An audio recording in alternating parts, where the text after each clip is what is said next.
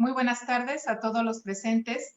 A nombre de la Universidad Pedagógica Nacional, Unidad 213 de Tehuacán, Puebla, les doy la bienvenida a todas y a todos los que nos acompañan en esta transmisión. Un día más de actividades de la 24ª edición de la Feria del Libro de Tehuacán. ¿Qué mejor espacio que este, la Feria del Libro, para la presentación de libros interesantes como el que el día de hoy realizaremos? El texto del día de hoy es una coautoría y me permito presentar a las personalidades que hoy nos acompañan. Doy la bienvenida a Benjamín Maldonado, doctor en antropología, educador, investigador y creador de diversas publicaciones sobre comunalidad, educación indígena y magonismo. Bienvenido, buenas tardes. Muchas gracias, buenas tardes. Doy la bienvenida también a Juan de Dios Gómez, investigador y editor oaxaqueño, integrante del colectivo Vinigulaza, reconocido promotor de la cultura de los pueblos originarios de Oaxaca. Bienvenido, buenas tardes. Y recibimos también a Carlos Beas, historiador, editor e integrante de la Unión de Comunidades Indígenas de la Zona Norte del Istmo. Ha publicado 8 libros sobre megaproyecto del Istmo, magonismo, Mesoamérica y derechos indígenas. Y el día de hoy, bueno, nos vienen a presentar el libro titulado El socialismo de los otros, creencias, cosmovisión, conocimientos. Les doy las gracias por ocupar este espacio, bienvenidos. La dinámica para todos los que nos están viendo, pues es la presentación por parte de nuestros autores y posteriormente las preguntas que nos hagan llegar a través de Facebook Live o de Zoom, dependiendo de la plataforma por la cual nos estén viendo. Muchísimas gracias y adelante, los escuchamos.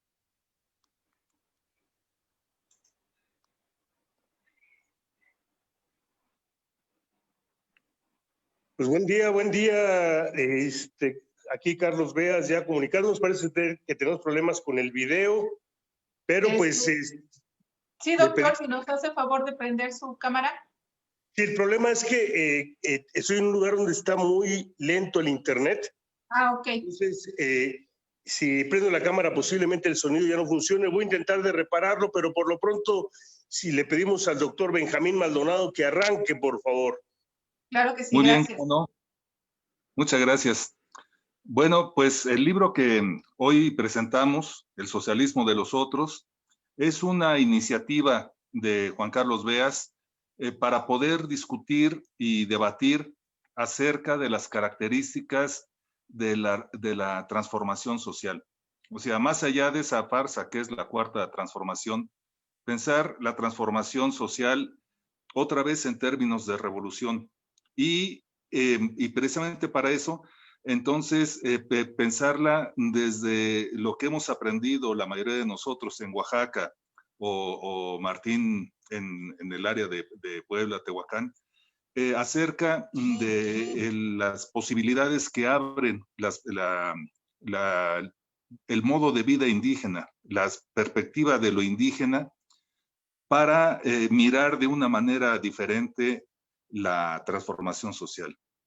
Esto quiere decir que volteamos, estamos mirando a las comunidades indígenas, el modo de vida indígena, como una matriz histórica que permite un modo de vida distinto y que en sí mismo es un modo de vida, digamos, contrahegemónico, en el sentido de que va no solamente todo el tiempo contracorriente, o sea, recibiendo el impacto de las distintas características de la dominación colonial y capitalista, sino también al mismo tiempo resistiendo para incubar la liberación.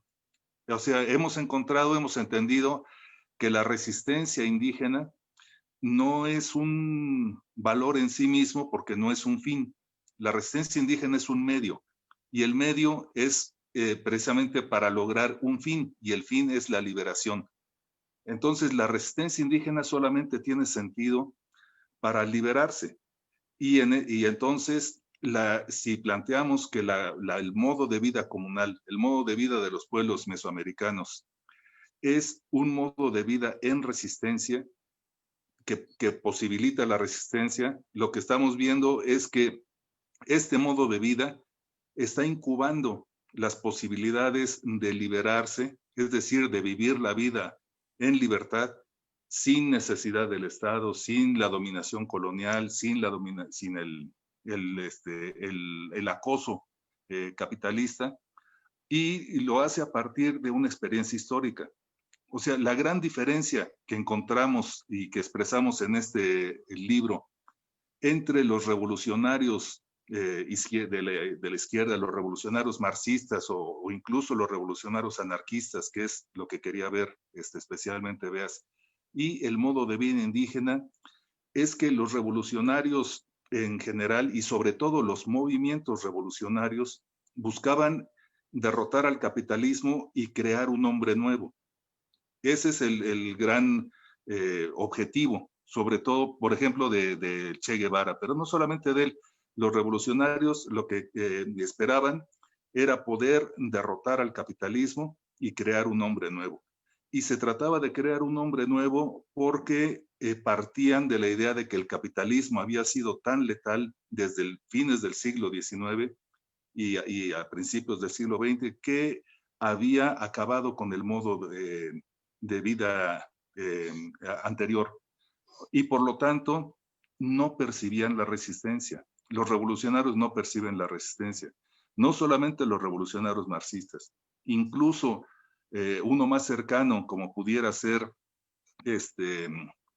Malatesta, de origen campesino, italiano, que vivió, o sea, murió a principios del siglo XX, él tampoco, a pesar de su origen, percibía un valor en la resistencia. O sea, él no veía resistencia. No sé si en Europa realmente el modo de vida campesino no tenía futuro. A diferencia de lo que sucedía o de lo que sucedió en Mesoamérica, en nuestro continente, donde la resistencia indígena fue cada vez creciendo más, ha ido creciendo más y ha logrado, si no aislar al capitalismo, si no eliminar al capitalismo de sus territorios, sí enfrentarlo, sí tener las raíces históricas en la gente para que puedan movilizarse en torno a la defensa de su territorio, pero no solamente como una defensa ideológica, a partir de una conciencia o de una conciencia de clase, sino a partir de una experiencia histórica compartida a partir del poder comunal, del trabajo colectivo, de la defensa del territorio y de la reiteración del gusto de ser comunidad en las fiestas.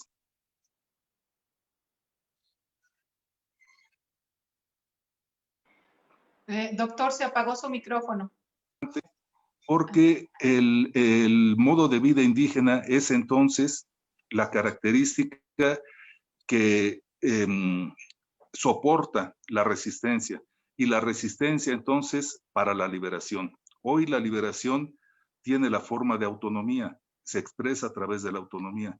Entonces, lo que podemos decir es que la resistencia indígena es un conjunto de estrategias cotidianas y eventuales a través de las cuales los pueblos y comunidades fortalecen su modo de vida para poder estar en condiciones de vivirlo en libertad cuando haya una transformación real del Estado. Es decir, cuando el Estado mexicano sea un Estado intercultural, es decir, un Estado autonómico, o cuando el Estado desaparezca.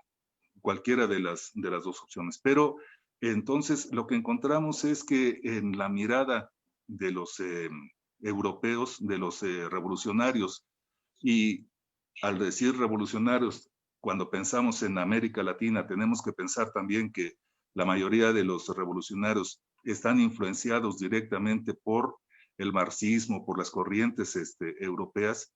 Hay en esas corrientes una especie de eurocentrismo, no negativo, es decir, no es un eurocentrismo que se niegue a ver las cosas, sino es un eurocentrismo que no puede ver, que no les permite ver las cosas.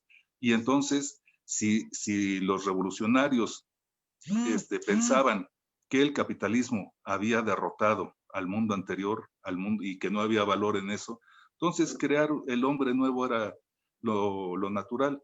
Desde las comunidades indígenas, esto no tiene sentido. O sea, crear un hombre nuevo, cuando lo que está tratando de hacer es resistir para que el mismo hombre viejo pueda seguir siendo con las nuevas características actuales y en libertad, de acuerdo a la dinámica que le impriman los jóvenes a su historia. Entonces, esa es la contradicción que encontramos en este libro y que hemos tratado de expresar a través de la valoración de lo que Juan José Rendón llamaba la flor comunal, y que es el modo de vida de los pueblos originarios. Esta sería mi intervención.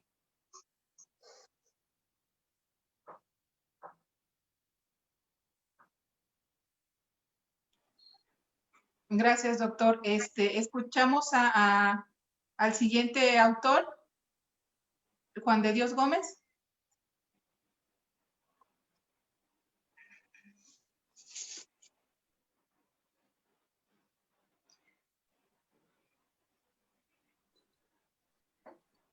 Buenas tardes a todos.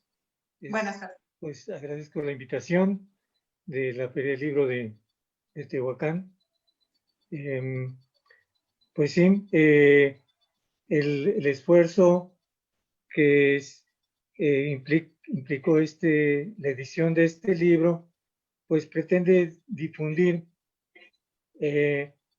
una serie de ideas que tienen mucha vigencia en nuestra sociedad actual, como es el modo de vida comunal, y que, bueno, pues que se le ha llamado comunalidad, pero que ha sido una estrategia de los pueblos colonizados para su sobrevivencia desde el periodo de la invasión europea, y que en esta estrategia se han combinado tanto elementos de gobierno, de los gobiernos de los comuneros españoles, del cabildo español, y que se ha desarrollado bajo una hegemonía política occidental y bajo una hegemonía religiosa, donde estos dos elementos o estas dos fuerzas han intentado durante estos 500 años socavar todos los elementos estructurales de la sociedad indígena. Sin embargo, esto no ha logrado desaparecer todos estos elementos comunitarios, principalmente porque las comunidades desde los inicios del colonialismo conocieron la legislación española y la emplearon para la defensa de su propio territorio. A mediados del siglo XVI, los pueblos, las autoridades mandan a hacer sus mapas coloniales, que ahora se conocen como títulos primordiales, y estos son enviados a la corona española para el reconocimiento de estos territorios. Esto va a ser uno de los elementos más importantes, puesto que les permite el control hasta cierto punto de sus áreas de influencia, de sus pueblos y de sus modos de vida.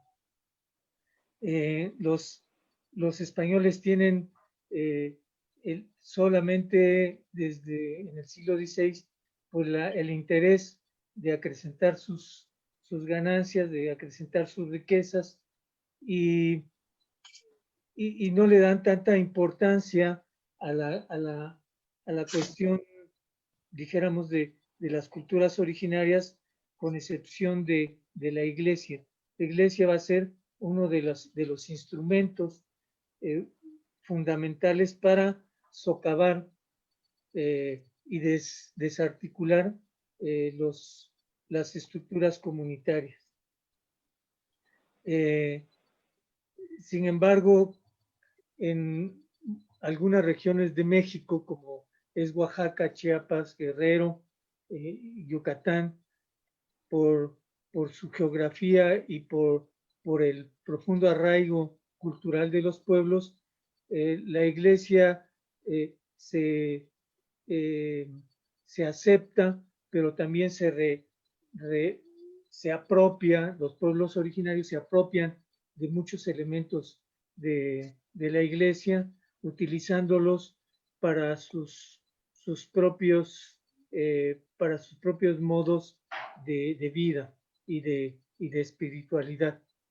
Por eso es que hasta la fecha han sobrevivido muchas creencias, muchas manifestaciones religiosas que en algunos casos se puede considerar como sincretismo religioso, pero en otros casos también la misma Iglesia se ha apropiado, la Iglesia Católica se ha apropiado de estas manifestaciones religiosas para poder continuar con el control de los pueblos originarios, como sucede, pues, como en la Catedral de la ciudad de Oaxaca, donde se venera anualmente al Señor del Rayo, o como sucede con la Virgen de Juquila en la costa de Oaxaca, donde pues anteriormente fue una divinidad, fueron divinidades prehispánicas.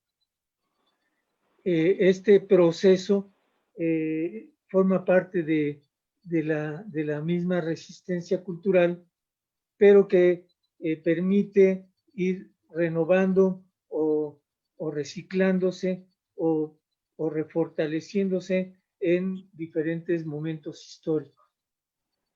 La tierra, pues, volviendo a la cuestión territorial, pues ha sido uno de las bases fundamentales donde los pueblos han podido recrear todas sus tradiciones y sus pensamientos, tanto religiosos como también comunitarios. Esto ha permitido que en la actualidad, pues, los pueblos originarios tengan sus propias instrumentos de gobierno, sus propias formas de organizarse, que difieren mucho del modelo occidental. Sin embargo, esa resistencia se ve socavada por otros elementos que han venido al pasar del tiempo, como es el proceso de la modernización del capitalismo, el proceso también de la modernización del Estado mexicano, con los diferentes momentos históricos que ha habido. Pues la Revolución Mexicana permitió la educación pública, y el Estado mexicano, al llevar la educación pública a los pueblos, lleva un modelo de vida occidental totalmente, ¿no? Que ese era un poco también el pensamiento de José Vasconcelos, ¿no? No solo el mestizaje, pero un mestizaje donde predominaba el pensamiento eurocéntrico. Y pues el sistema de salud ha sido otro mecanismo del Estado que socava los conocimientos de la medicina tradicional, que evidentemente no es la medicina tradicional, no es precisamente la medicina que se utilizó en la época prehispánica, porque la mayoría de los médicos, de los doctores y de los conocedores de estos procesos de salud, pues fueron eliminados por la Iglesia, por la Santa Inquisición, y acusados de pactos con el demonio, de brujería y otros argumentos totalmente ridículos. Pero pues esto sirvió para ir desmantelando el pensamiento, la estructura la superestructura de una sociedad sometida. En el presente, los pueblos también se ven sometidos por el pensamiento, dijéramos, científico, académico, ¿no? Los indígenas egresados del seminario, egresados de arqueología, de antropología, de sociología, pues vienen dotados de un acervo donde el pensamiento es totalmente eurocéntrico, donde hay muy poca crítica al pensamiento indígena o al pensamiento occidental, y donde el pensamiento indígena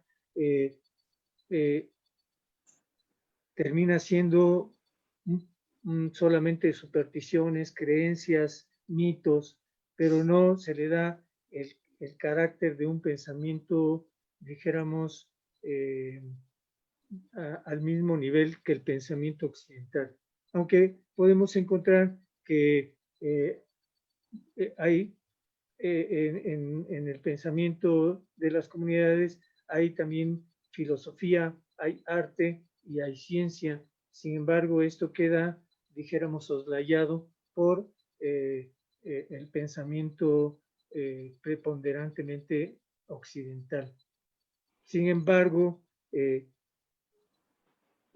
los pueblos tienen sus ideólogos, tienen sus pensadores, tienen sus dirigentes intelectuales que han sabido vislumbrar entre toda esta hegemonía ideológica, han sabido vislumbrar toda una serie de elementos que conllevan a la vida comunitaria. ¿Y por qué hacemos tanto énfasis en la vida comunitaria o en el modo de vida comunal? Bueno, porque en el presente la sociedad se encuentra en una profunda crisis también de valores, tanto filosóficos, científicos, académicos, religiosos, pero también la sociedad busca nuevas alternativas y siempre se busca a los teóricos europeos para tratar de resarcir estos procesos decadentes o críticos, pero no volteamos a ver cómo se desarrolla la vida en la comunidad, donde prevalece en principio la propiedad comunal, y de ahí se generalizan toda una serie de elementos sociales que permiten que estas comunidades hayan protegido el medio ambiente, protejan su salud y tengan una vida un poco más de acuerdo con la naturaleza, que es algo que en las grandes ciudades o en los centros urbanos se ha desconectado la gente de estos procesos naturales, ¿no?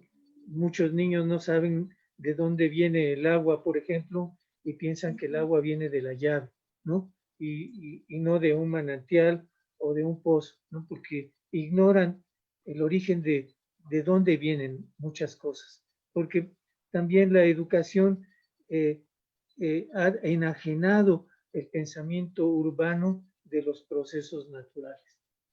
Y en esta crisis que vive la sociedad, pues tenemos que voltear a ver cómo son estos procesos comunales que también se pueden reproducir dentro de los ámbitos urbanos, ¿no? En principio, podríamos pensar en los modos de representación, ¿no? En la comunidad, en las comunidades, aunque no todo es ideal, la representación está en la asamblea, y allí se deciden los problemas más importantes que inciden o que afectan a los habitantes. También se discuten aspectos como aspectos de justicia, aspectos de educación, aspectos de salud, pero todo se discute de manera colectiva. En nuestras sociedades modernas, lo que está haciendo, lo que está zozobrando son los modos de representación social a través de los partidos políticos, por ejemplo, donde podemos tener diputados indígenas, pero que son llevados a través de partidos políticos, y estos diputados ya no representan los intereses de sus comunidades, sino representan los intereses de su partido. Lo mismo sucede con los presidentes municipales, que son electos por partidos políticos. Ellos ya se circunscriben a los lineamientos de la política de sus partidos y no a las necesidades o a los planteamientos de las comunidades. Incluso estas autoridades municipales electas por partidos, pues ya no convocan asambleas, ¿no?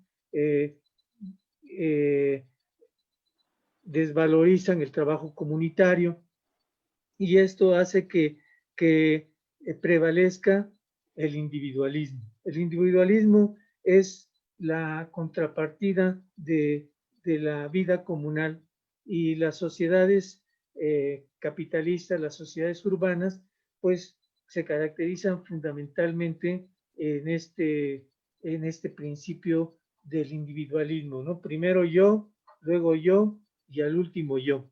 Y esto es lo que hace que la gente que vive en la sociedad, en las grandes ciudades, pues tenga muchos problemas de carácter psicológico, ¿no?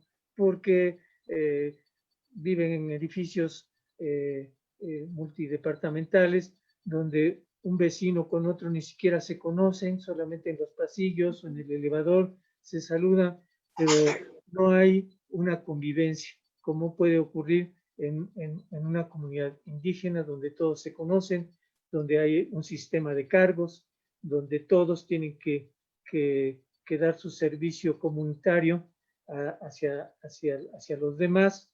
Y en la sociedad urbana entramos a la política para servirnos de los demás, ¿no? Para acrecentar nuestra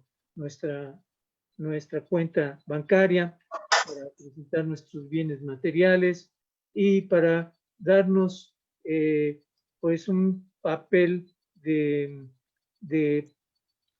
pequeños burgueses o de burgueses o de aspirantes a burgueses, ¿no?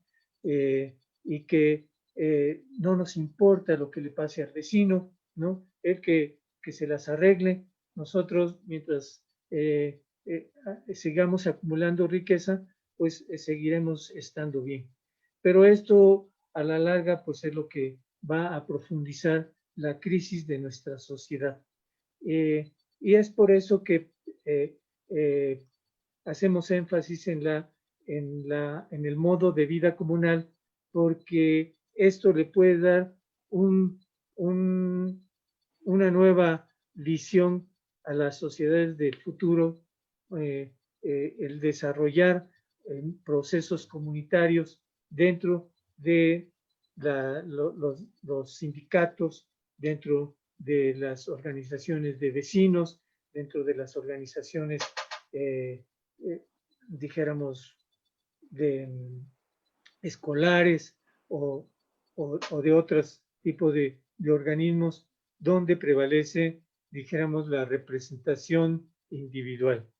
Y bueno, pues un poco es la idea de este texto, de que se pueda conocer un poco más ampliamente cuáles son los fundamentos del modo de vida comunal que permita avisorar un futuro diferente, con mayor participación de la sociedad en la toma de las decisiones, donde podamos revalorar los conocimientos que prevalecen en nuestras sociedades originarias e incorporarlos a la academia, a la vida comunitaria, a la vida social, a nuestras relaciones intersociales, y que esto pueda enriquecer, dijéramos, nuestra convivencia y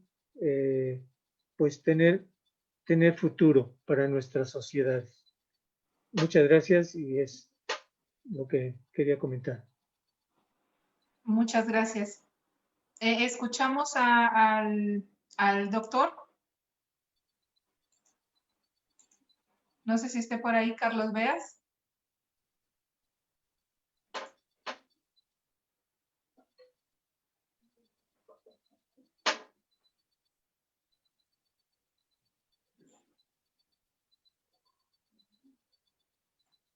No nos escucha.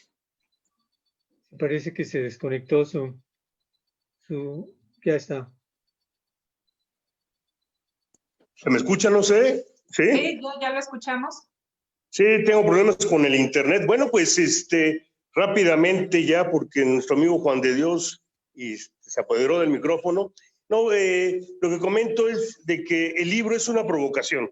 Más que nada es una provocación que busca que nos pensemos en esta época de crisis desde una perspectiva diferente. Es decir, buscamos con este trabajo el reflexionar, vernos a nosotros mismos, pero dentro de nosotros mismos. Es decir, hemos como pueblos dejado por nuestra historia de tener confianza, tener claridad de dónde venimos, cuáles son cuál es la matriz cultural propia, y hemos renunciado a ello para ver la realidad con los ojos de otras matrices culturales. Un ejemplo clarísimo es la educación que hemos recibido, como decía Juan de Dios, en torno a lo que es la historia. Se habla, por ejemplo, del árbol de la noche triste, pero pues triste para los españoles, no para los aztecas, no para los mexicas. O se habla, por ejemplo, del descubrimiento de América, pero como si fuéramos genoveses, catalanes, castellanos, ¿no? Entonces, tenemos que voltear la historia y tenemos que voltear nuestra visión para reconocernos y reconocer los valores que están inmersos en nuestras sociedades. La comunalidad y sus valores de apoyo mutuo, de solidaridad, de horizontalidad, de democracia directa, de respeto a la madre tierra, están inmersos, pero nos negamos a verlos y estamos más bien sumidos en un proceso de individualización que, en lugar de resolver la problemática que enfrentamos cotidianamente, y más en esta época de pandémica, pues nos ayuda a complicarla. Está demostrado que aquellas sociedades que mantienen todavía con fuerza, con vigor, sus valores de comunalidad, son las sociedades que están mejor dotadas, mejor preparadas para enfrentar esta crisis tan profunda.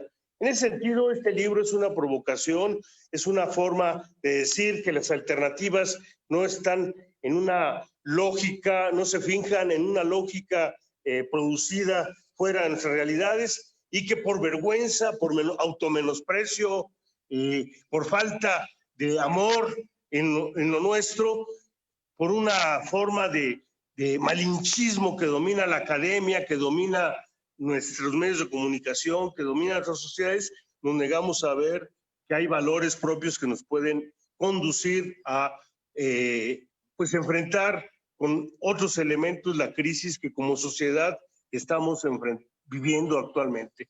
En ese sentido, pues agradecemos la invitación de la Universidad Pedagógica Nacional en la presentación de esta pequeña obra en la Feria del Libro de Tehuacán. Tenemos ejemplares a la venta en diferentes lugares, sin embargo, por la situación de pandemia, solamente lo estamos haciendo a través de pedidos pues que pueden hacerse a través de nuestro Facebook. Tenemos su muro ahí a nombre de Carlos Beas.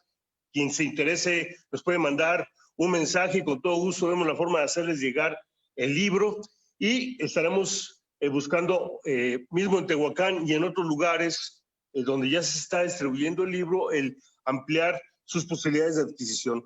Agradecemos una vez más pues, las facilidades que nos dieron para la presentación de este libro. Me hubiera gustado que Martín Barrios, que es vecino de Tehuacán, se hubiera comunicado, se hubiera conectado, pero al parecer tiene serios problemas tecnológicos. Bueno, pues esa sería mi intervención y pues agradeciendo una vez más las facilidades que nos dieron para poder intervenir. Tengo problemas con internet, va y viene la pantalla, incluso en un momento me sacó de la videocharla, pero pues les agradecemos su tiempo y bueno, pues a pensarnos de otra forma. Gracias. Pues gracias a los tres. Realmente es interesante esta mirada y sobre todo, como dice el título, ¿no? Esta cosmovisión, esta interpretación que tenemos que darle, y más en estos tiempos que, como bien están diciendo, hay una coyuntura social, hay una ruptura en la cual nos marca la brecha, a lo mejor esta parte tecnológica. Quisiéramos estar a lo mejor en otros espacios, pero pues por la misma contingencia sanitaria no es posible. Pero bueno, los felicitan por parte de CACAT por esta presentación y nos hacen llegar preguntas para Juan de Dios Gómez. Nos dice CACAT sobre el reto del actual gobierno de la 4T ante el despojo de territorios comunales y cómo construir otro sistema distinto al imperio de los partidos políticos que conocemos. Bueno, pues creo que es una pregunta muy compleja, pero creo que el actual gobierno pues no es, podríamos decir que en la historia del país ha habido muchas transformaciones, pero realmente cambios importantes como los que el presidente menciona, como la revolución, la independencia y la guerra de reforma, pues ahí se planteó principalmente modificar toda la estructura política del país a través de una nueva constitución. Y bueno, aquí en su transformación, pues solamente se están reciclando el modelo priista de los años 70, de los años 60, y que como lo menciona en el texto, pues se viene el papel de López Obrador es venir a salvar a la burguesía en su vida totalmente alocada, ¿no? En su proceso totalmente desquiciado de corrupción y de vanidad y de superficialidad y de destrucción del patrimonio del país. Bueno, pues el papel de López Obrador es venir a salvar este deterioro que ha causado estas familias que han estado en el poder, pero la cosa va a seguir igual, ¿no? Y lo estamos viendo con las concesiones mineras, con los megaproyectos que no son proyectos del mismo López Obrador, sino son de sexenios anteriores, ¿no? Y que esto pues no nos plantea un cambio profundo en el país, sino que todo va a seguir igual. Y bueno, los partidos políticos de izquierda tienen un papel importante para primero hacerse una autocrítica profunda y poder cambiar sus métodos para poder pues encaminar y empujar este proceso presidencial, este proceso político hacia cambios más profundos, ¿no? Ok, gracias Juan de Dios. Esperamos que haya sido respondida la pregunta que nos hacía CACAT. Y también para Benjamín Maldonado, nos dice que dentro de los movimientos sociales reconocidos como de izquierda, muchos tienen una tradición hegemónica, también eurocéntrica. ¿Cómo enfrentar la gran guerra civilizacional en curso? Bueno, pues realmente como se trata de plantear en este libro, es claro que tanto los pensadores como los movimientos sociales de izquierda tienen muy viva esa matriz eurocéntrica que les impide o que les había impedido valorar y mirar siquiera la resistencia y la tradición indígena como un valor histórico. Los movimientos hegemónicos creo que van a tener mucho problema en volver la mirada hacia otros lados. Pero creo que la estrategia, digamos, es mirar lo que es realmente contrahegemónico. O sea, lo contrahegemónico es lo que va en sentido contrario al Estado. Y lo que va en sentido contrario al Estado es precisamente lo que el Estado desprecia. Como decía Juan de Dios, yo podría sintetizar diciendo que no hay estados suicidas y por lo tanto no hay gobiernos que vayan a hacer una transformación que permita ni la desaparición ni la transformación real del Estado, sino que es simplemente un discurso que esconde o que pretende esconder la intención real de fortalecer la dominación, en este caso de fortalecer el capitalismo, como él lo decía, a través de megaproyectos, a través de todo este conjunto de cosas, a costa de las comunidades indígenas. Entonces, lo contrahegemónico tenemos que pensar lo que es el tipo de emancipaciones que le restan espacio y poder al Estado. Y tanto la educación como los movimientos sociales que se precien de ser contrahegemónicos, alternativos, transformadores en el sentido real de transformación, tienen que estar pensando en la forma como desde su ámbito de trabajo, de intervención, le están restando poder al Estado. Y restarle poder al Estado no quiere decir restárselo para ellos, sino restárselo para las comunidades. En términos de Oaxaca, digamos, no quiere decir restarle poder al Estado para fortalecer a la sección 22. Quiere decir restarle poder al Estado para que desde las escuelas se fortalezca la resistencia indígena.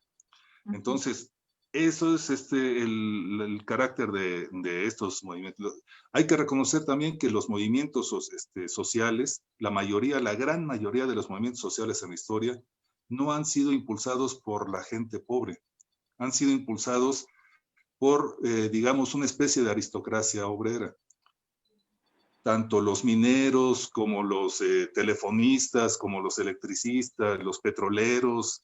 En su momento, en los años 70, uno de los sindicatos más rebeldes era el de las azafatas y sobrecargos. O sea, los trabajadores mejor pagados son los que han hecho los movimientos revolucionarios. Y estos miran más sus intereses que los intereses de la sociedad. Entonces, se trata de volver a mirar los intereses de la sociedad, pero mirar más a fondo, más allá de lo que el Estado permite ver, que es esa mirada eurocéntrica, y valorar lo propio, las raíces propias. Para eso sirve mucho la lectura de Ricardo Flores Magón. Leer a Ricardo Flores Magón, sobre todo, no solo sus textos teóricos, sino sobre todo sus cuentos. Eso es muy interesante porque él planteaba que la vida comunal, el modo de vida comunal de los pueblos indígenas, era la matriz histórica con la que se podía reconstruir la sociedad una vez logrado el triunfo de la revolución. Y la manera como él lo imaginaba, lo escribió lo expresó en cuentos que escribió entre 1914 y 1916, justamente en el periodo que vivieron los magonistas en una comuna en Los Ángeles, un conjunto más o menos grande de magonistas, y en una comuna en las afueras de Los Ángeles, donde cultivaban la tierra y publicaban Regeneración, y les dio el ámbito para poder pensar la transformación de la sociedad en términos de literatura que fuera entendible por la gente. Muchas gracias. Gracias, don Benjamín Maldonado. Pues sí, qué importante es regresar al origen, ¿no? Tal pareciera que ahora ya quedaron al final estas comunidades indígenas, ¿no? Son las que se están dejando de lado y que muchas veces se ocupan solamente para la demagogia y para cuestiones políticas, pero que una vez que se llega al poder, pues se dejan otra vez relegadas, ¿no? Otra vez olvidadas. y sobre todo la parte de la institucionalización, ya lo mencionaba hace rato Juan de Dios, la parte de la iglesia. Vemos que las instituciones pues son una forma de control, una forma de limitar, ¿no? Y qué tan importante es que reconozcamos la escuela, que ahora viene a ser una parte trascendente y fundamental en la formación de las nuevas generaciones. Y pues qué bonito y qué interesante que la presentación de este libro, como nos decía Carlos Beas en un principio, es una provocación.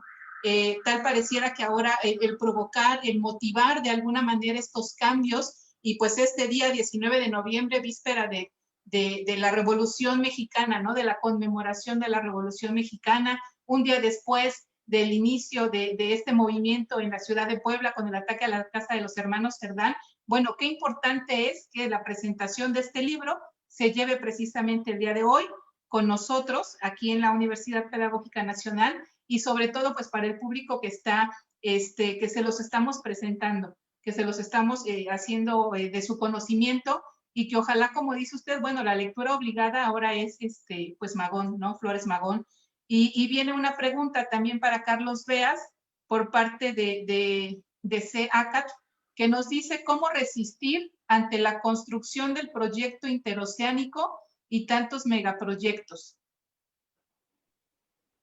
Bien, pues antes que nada recordar, se nos brincó a todos, que la edición de este trabajo se debe al apoyo invaluable de editorial CEACAT, una editorial que ya tiene largo tiempo, un largo caminar impulsando, reconociendo, fortaleciendo la cultura, las culturas propias. Bueno, pues rápidamente, yo creo que enfrentar los megaproyectos, como ya los hemos venido enfrentando desde hace mucho tiempo, implica fortalecer la asamblea, fortalecer los órganos comunitarios, fortalecer la noción del valor que tiene la tierra en las nuevas generaciones. Hay un conflicto muy fuerte al interior de los pueblos originarios en este momento, en medio de una crisis económica, que tiene que ver fundamentalmente con la pérdida de valores de las nuevas generaciones. En muchas de las comunidades y ejidos del Istmo de Tehuantepec se está dejando ya de hablar el idioma por presiones también de pues, el actuar gubernamental y de la misma escuela. Se ha venido perdiendo el trabajo comunitario, el tequio, se ha perdido también ese apoyo mutuo que implica la organización de fiestas, pero en fin, yo creo que en el fondo enfrentar no solamente a los megaproyectos, sino toda esta ofensiva que busca individualizar la sociedad para facilitar su despojo, pues pasa necesariamente por reforzar esos valores comunitarios. Un ejemplo de esto es cómo se tiene que llevar a la asamblea la información del contenido de los impactos de esos proyectos para, en todo caso, que sea la misma asamblea la que busque las formas de defender su patrimonio, sus intereses y su derecho. Para gran parte de la sociedad occidental, esta defensa muchas veces es considerada como una forma de oponerse al desarrollo, como decían los liberales del siglo antepasado, de oponerse al progreso. Y sí, en efecto, hay una oposición al progreso y hay una oposición al desarrollo cuando esos son sinónimos de despojo, de violencia, de pobreza. Y eso lo vemos ahora. En el Istmo de Tehuantepec, las empresas están entrando acompañadas de grupos delincuenciales que amedrentan, humillan, intimidan a los pueblos con tal de que entreguen sus recursos, su territorio. Entonces, es una muy difícil lucha, es una lucha muy antigua, pero que fortaleciendo los valores comunitarios pensamos que se puede enfrentar de mejor forma. Esa sería mi palabra. Gracias. Ok, muchas gracias. Pues en lo que menciona don Carlos Beas, precisamente el que se está dejando de lado la lengua indígena, el lenguaje que se hablan en estas comunidades, pues para quienes quieran pertenecer a lo que es el gremio magisterial, pues en la Universidad Pedagógica Nacional tenemos la licenciatura para preescolar y primaria para el medio indígena, en donde realmente se solicita que sean hablantes de estas lenguas indígenas, y si ya están enfocados en esta área laboral, bueno, para profesionalizarse. Pues no sé si quieran agregar algo más, agradecer a CEACAT por esta edición de este libro. No sé si ellos tengan también un perfil en Facebook en donde se pueda promocionar el texto que nos presentaron, El socialismo de los otros, creencias, cosmovisión, conocimientos, o directamente en el perfil de don Carlos Beas. Ok, está cacat.com. Ahí podemos encontrar también el texto que nos presentan el día de hoy. Pues no me resta más que agradecerles, felicitarlos por este trabajo. Gracias por voltear la mirada hacia esta parte de nuestro origen, ¿sí? No dejarlos atrás, sino recordar que es el origen de este país. Y pues agradecerles a nombre de la universidad. Gracias, don Benjamín Maldonado, por estar con nosotros. Gracias, don Juan de Dios Gómez. Gracias por estar el día de hoy. Y gracias, don Carlos Beas. Gracias a ti, gracias a ustedes, compañera. Muy bien. Gracias. Y pues los invitamos a seguir estando al pendiente de las actividades de la Feria del Libro. Todavía tenemos actividades en esta edición 24ª, en esta modalidad virtual. Les agradezco su presencia a todos y excelente tarde. Hasta luego. Gracias y mucho éxito.